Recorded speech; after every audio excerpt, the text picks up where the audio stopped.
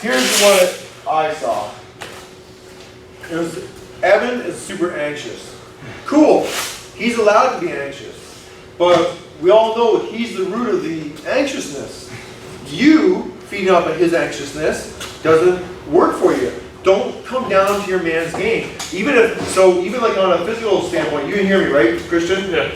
So even on like a physical strategy standpoint, if my man, if like, say it's like me and Christian even, okay, he's way taller, he's got a longer reach than I do. Like, there's no way I can get him, okay? So if I start trapping him and fighting him, he's like, oh yeah, screw you, I'm gonna fight back. He just worked into my game. No, he's gotta do whatever he's gotta do to keep calm, get out, and get back to his game. You are working your game. Your game is gonna shift and it's gonna adapt to your man, but don't like react to your man. Do you know what I'm saying? Yeah. Yeah. So ideally, he's allowed to have whatever emotion he has. You're allowed to have whatever emotion you're allowed to. I mean, we're all gonna have off days. I get that. But he's the root of the anxiety right now. And you guys are just like totally, I know it because when you guys get with him, it's like rock and sock robot. It's like a basketball game. Offense, defense. Offense, defense. Not all I asked for. Points, move. So when he moves good like that, I shouldn't like try He's to. not a good like that. It's like he's like the bull, and all you gotta do is get out of the way of the bull and keep on redirecting him, redirecting him. So next time, just wait till he comes to me.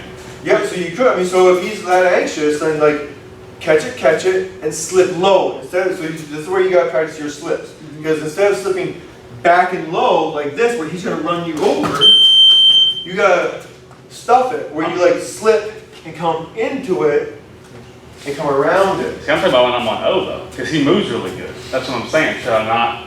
Then okay, That's so on that. yeah, so remember what you thought. So if he's on D, like there's nowhere, know the rules of the game. There's nowhere in the rules that say you've got like a 10-second clock Yeah. to use up your three.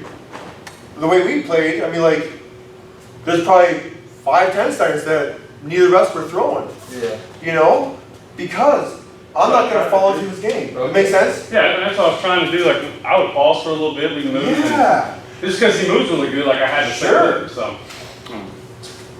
So again, you're not a bad boy, okay? No. No, but really though, I mean like, you know, so your learning process, this is just me like giving you like a little switch to say, hey, Yeah. you know, that's all it is. You had a thought? Oh, like I was gonna say that's what like understanding like this is the ring.